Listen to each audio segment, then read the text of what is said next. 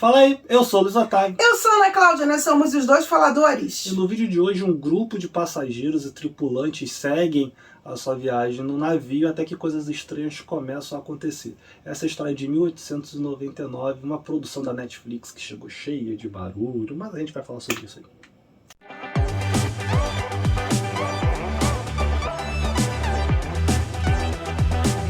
Fala, gente linda do meu coração, já se inscreveu no nosso canal? Se você não se inscreveu, se inscreve agora, é só apertar inscreva-se, tocar o sininho pintadinho pra receber as notificações. E claro, deixa aqui teu joinha, comenta conosco. Já assistiu, tu não assistiu? Até porque a gente tá fazendo esse vídeo de tarde. A gente sabe que todo mundo já fez, mas a gente quis deixar aqui registrado a nossa opinião sobre essa série. Quero deixar também registrado que, apesar de eu ter gravado antes, eu adivinhei, né, Otávio? Sim. O que tava acontecendo ali. Eu já saquei O que tava acontecendo ali. Então, né? Vamos falar aí sobre essa série? Ela começa assim numa pegada bem interessante, né? A ideia do navio, da viagem, lembra Titanic, entendeu? Então acho que lembra Titanic? a ideia de viagem no passado, entendeu? Um navio grande, bonito. Aí, né? Sim. Mas de alguma forma pra mim me traz uma memória. Eu falei, que legal, tal. Aí eu pensei, será que vai ter um naufrágio? Será que vai ter uma outra filha da mãe igual a Rose? Eu fiquei pensando nisso. Mas os personagens bem carismáticos, os episódios iniciais fazem uma construção de cada um deles, trazendo pra gente informações. Obrigada, Motinha. Não sei se vocês ouviram, mas eu ouvi. Ah, com certeza ouviram. Então, os personagens começam a ser apresentados, né?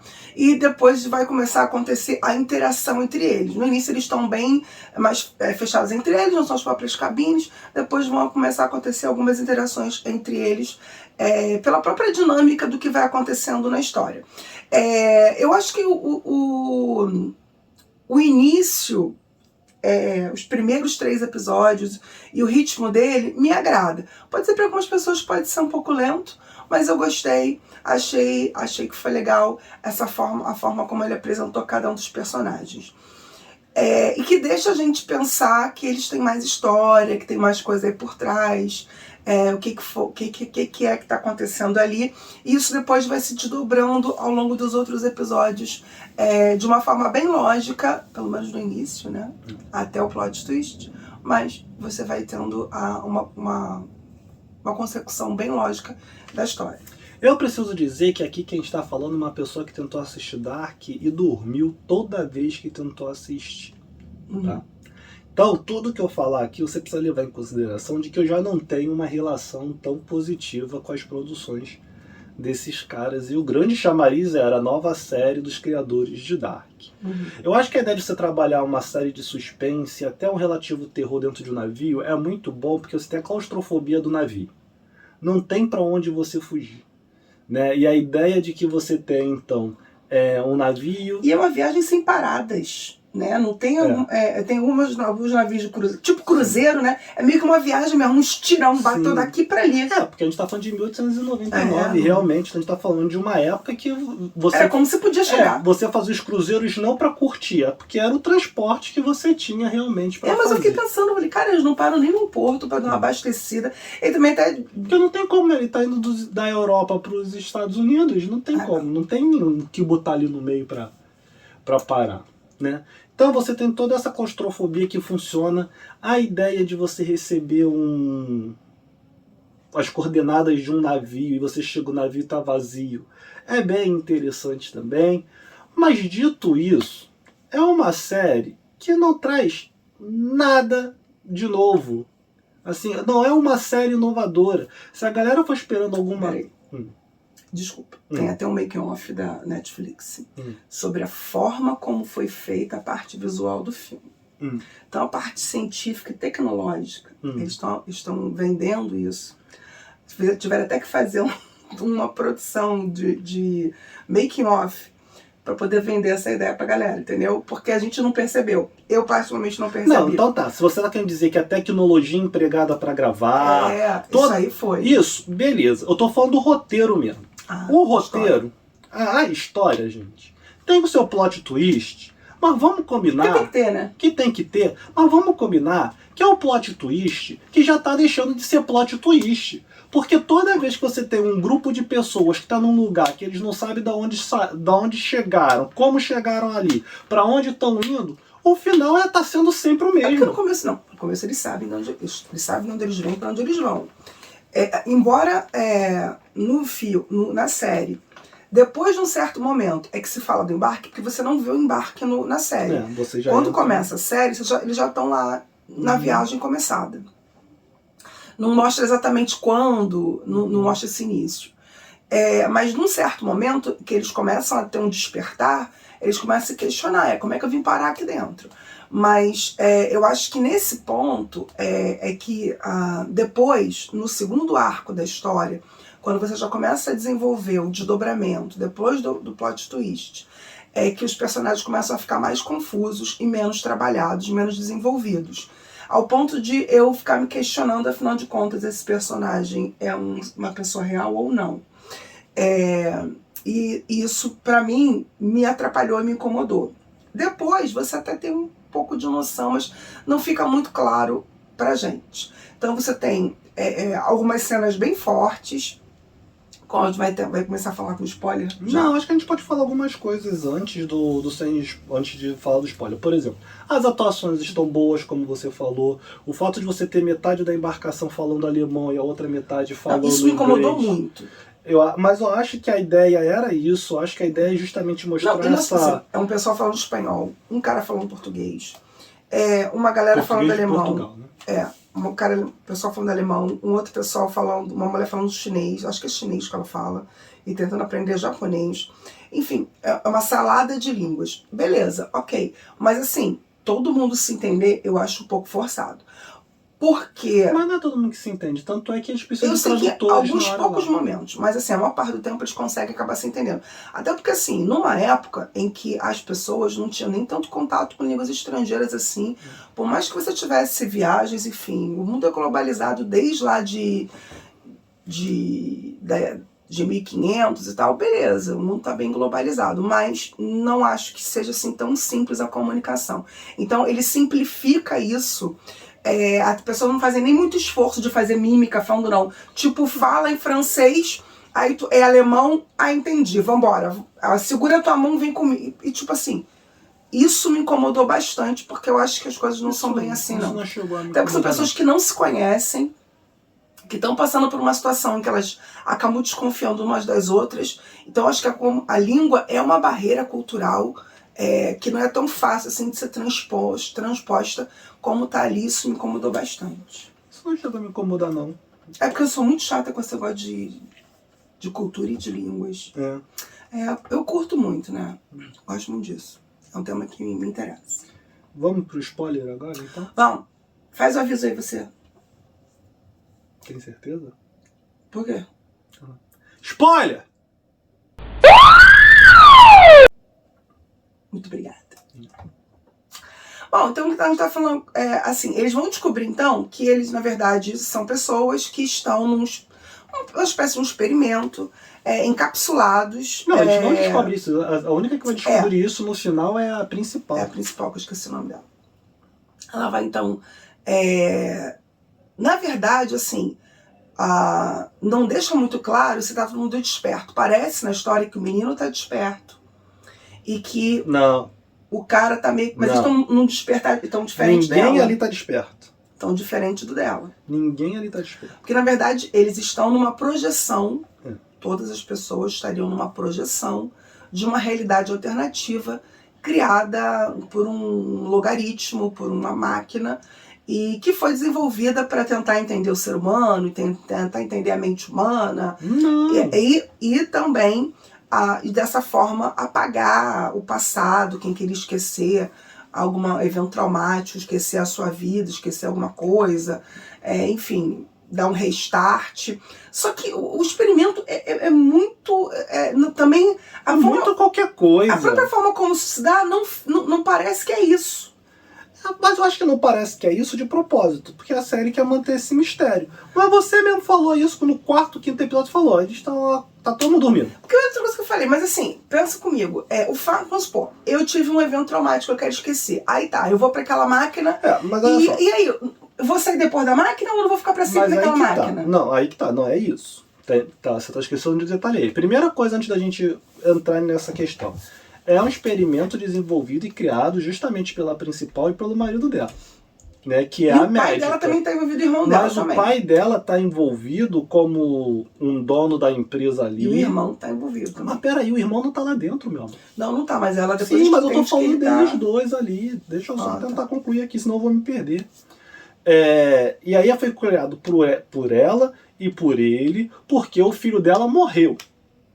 No fundo, a realidade como está disposta ali é uma realidade para ela poder esquecer de alguma maneira o luto pela perda do filho e viver essa realidade com o filho.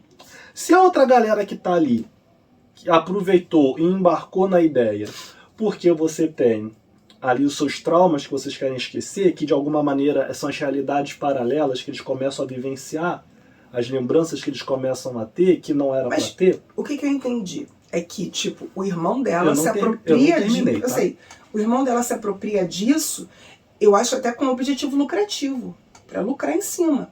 E aí acaba, de repente, botando essas pessoas ali para... Mas eu não acho que seja o irmão dela. Não? Não, acho assim, a série fala que de alguma maneira quem está no comando é o irmão. Mas a gente não consegue entender muito bem ainda, até porque depende muito do que o pai dela está falando é verdade ou não, mas a gente não consegue entender até que ponto o irmão é realmente um vilão. Ele pode ser só alguém que está controlando ali o troço. Ou de certa maneira ele aproveitou a oportunidade para prender a galera ali. Porque tem o seguinte, e aí esse é o plot twist que realmente ainda causa um impacto na série, mas que também não é nada inovador, é que eles estão dormindo numa nave espacial. Isso é legal. Que está numa órbita para encontrar um outro planeta. A questão que fica é a seguinte, eles estão indo procurar um outro planeta, por quê? Porque a Terra acabou a vida na Terra. Vamos lembrar, o nome do barco e o nome da nave é Prometeus. Na mitologia, e aí também já é algo muito batido, né? Na mitologia grega, Prometeus é justamente o titã que leva o fogo, que ensina a humanidade a fazer fogo, e a partir daí a humanidade começa a se desenvolver, e aí Prometeus inclusive é punido por Zeus, todo dia ele tem o fígado dele comido por uma águia, enfim. Aí tem também ai meu Deus, o mito da caverna, que Deus me perdoe também, toda vez que eu quero falar alguma coisa sobre realidade, vamos falar do mito da... Nada contra o mito da caverna, mas pô, Matrix fala de mito da caverna. Pelo amor de Deus, gente, se você começar a sair puxando os troços, todo mundo de alguma maneira fala e trabalha o mito da caverna. Então foi uma série que acaba, por mais que tente se vender como algo inovador, não é inovador. Não é, porque ela trabalha com coisas que outros filmes já trabalharam. O próprio chamado do navio é Alien. O primeiro Alien começa com uma embarcação que está indo para o seu... Uma nave, né? Está indo para o seu destino e aí recebe o chamado de uma nave misteriosa, chega lá não tem ninguém. No caso aqui ainda tem um garoto, né? Mas lá você não vai ter ninguém, aí é um dos grandes mistérios. E assim, a série acaba sem explicar também, que depois você entende que o pai, o filho e aquele outro cara, que eu não sei exatamente quem ele é, também estão num outro espaço, presos. E que isso também tem a ver com a situação dela. Sim. Tanto que ele diz que se acontecer tal coisa, eles nunca mais vão conseguir sair dali. Então eles também são prisioneiros daquela realidade. Só que o filho é morto.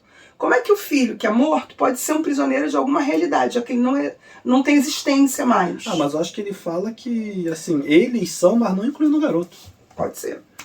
E aí só uma coisa que eu lembrei, o filme que eles vão fazer para tentar começar a explicar da onde que veio o chamado do primeiro Alien, se chama justamente Prometeus. Uhum. Não é isso? Eu acho que é essa. Ou tem o Prometeus, acho que é isso. Então assim, e pra mim tem um grande problema ali. Se o cara no final consegue reconfigurar a máquina para que você possa então mudar a entrada, a chave, por que ele não fez isso desde o começo? Eu achei que estava tentando, porque isso também não explicaram bem. Que como eles estavam... Ela tinha uma missão, não sei nem porquê. E ela, na verdade, o grupo parece que tinha uma missão. Porque em dado momento também é o seguinte, ela fala, não é só comigo, tem a ver com todos nós. Eu pensava que era a ver comigo, mas eu acho que tem a ver com todos... Mas isso não é trabalhado, isso passa por cima e acaba a série sem resolver isso aí. Só cada um E, tentando esquecer ao suas mesmo lembranças, tempo, você tem... porque todo mundo recebeu uma carta. Sim. E cada um tinha uma coisa lá escrita naquela carta, enfim. Então, acho que... não sei se depois, numa continuação, você vai ter cada um com uma chave, uma peça do quebra-cabeça, não sei. Mas no final da trama,